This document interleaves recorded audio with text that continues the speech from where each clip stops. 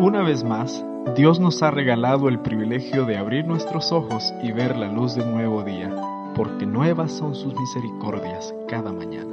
Segundo de Crónicas 20:20 declara que en el momento más difícil de la guerra, Josafat dijo al pueblo: «Creed al Señor vuestro Dios y estaréis seguros. Creed a sus profetas y seréis prosperados».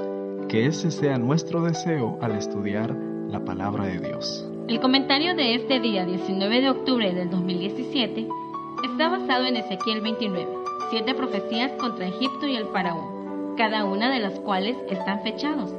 La fecha de esta profecía es 7 de enero del 587 a.C., 7 meses antes de la caída de Jerusalén.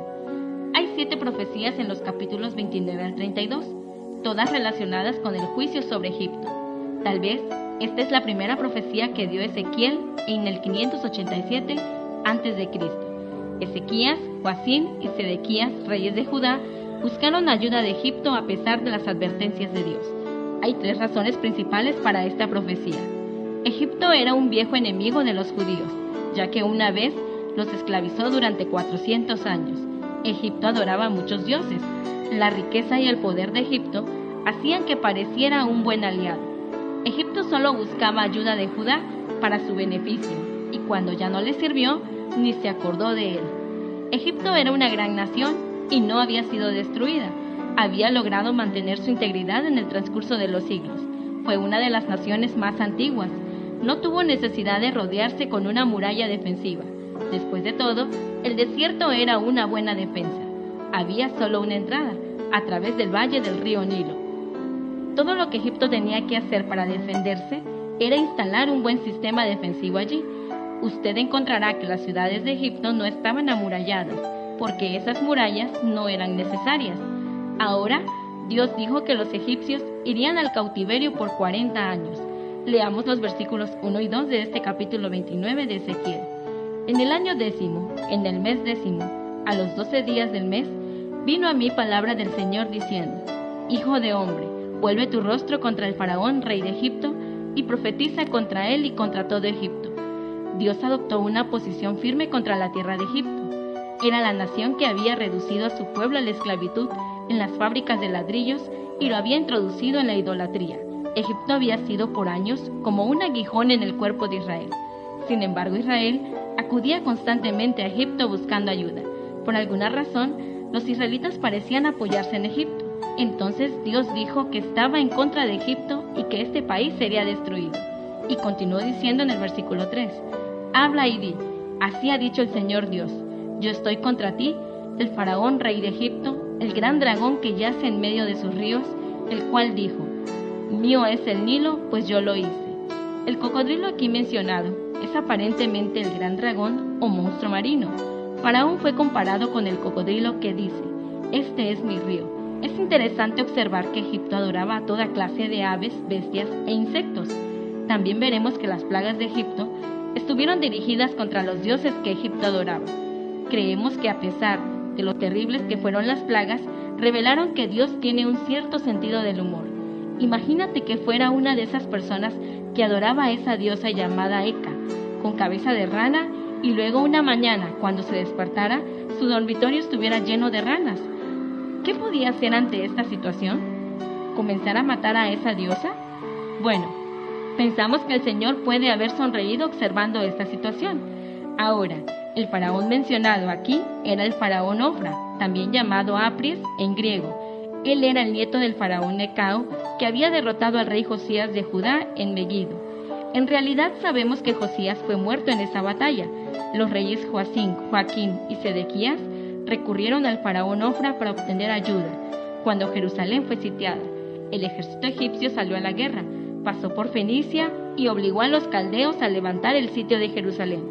El profeta Jeremías anunció la caída del faraón Ofra y dijo en su libro, en el capítulo 46, versículos 25 y 26, el Señor de los ejércitos, Dios de Israel, ha dicho, Yo castigo a Amón, dios de Tebas, al faraón y a Egipto, a sus dioses y a sus reyes, tanto al faraón como a los que en él confían. Los entregaré en manos de los que buscan su vida, en manos de Nabucodonosor, rey de Babilonia, y en manos de sus siervos. pero después será habitado como en los días pasados, dice el Señor. Usted seguramente encontrará interesante observar que los críticos han convertido en una cuestión el hecho de que esta profecía de la destrucción de Egipto no fue cumplida en esta ocasión, fue cumplida 17 años más tarde. Sin embargo, si leemos cuidadosamente la profecía, veremos que aunque la profecía fue comunicada por medio de Ezequiel, en ese momento no se dijo nada sobre su cumplimiento inmediato. Egipto fue destruido 17 años más tarde como Dios había dicho que sucedería. Ahora observemos lo que Dios dijo que le sucedería a Egipto. Leamos el versículo 13 de este capítulo 29 de Ezequiel.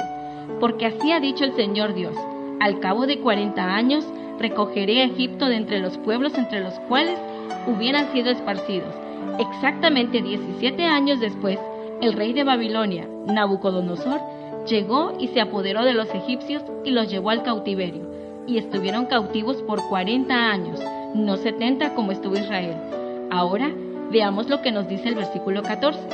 Volveré a traer los cautivos de Egipto y los llevaré a la tierra de Patros, a la tierra de su origen, y allí serán un reino despreciable.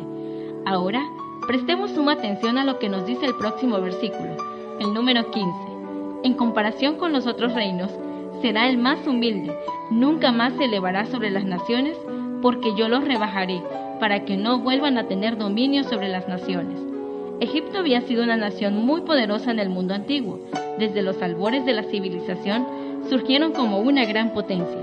Sus monumentos y tumbas revelan el hecho de que tenían una civilización que ocupaba un primerísimo lugar. Muchos historiadores en la actualidad creen que los griegos obtuvieron mucha de su información de los egipcios. Era una gran nación, pero Dios dijo: yo voy a permitir que Nabucodonosor se apodere de esa nación. Y no solo eso, sino que esa nación permanecerá en el cautiverio por 40 años. Y cuando ese periodo se cumpla, van a regresar a su tierra, pero serán un reino empequeñecido, en realidad el de menor importancia de los reinos. Si usted llegara a visitar el cercano oriente, podrá notar que además de las indudables bellezas naturales que posee, la riqueza arqueológica y la hospitalidad de sus habitantes, existe mucha pobreza. Continuemos leyendo ahora en este capítulo 29 en los versículos 19 y 20. Por tanto, así ha dicho el Señor Dios: he aquí que yo doy a Nabucodonosor, rey de Babilonia, la tierra de Egipto. Él tomará sus riquezas, recogerá sus despojos y arrebatará el botín, y así habrá paga para su ejército. Por su trabajo con que sirvió contra ella, le he dado la tierra de Egipto, porque trabajaron para mí, dice el Señor Dios. Podemos ver que Babilonia iba a conquistar todas estas naciones, incluyendo a Tiro, Egipto y por supuesto Israel. Así que este capítulo es considerado un lamento.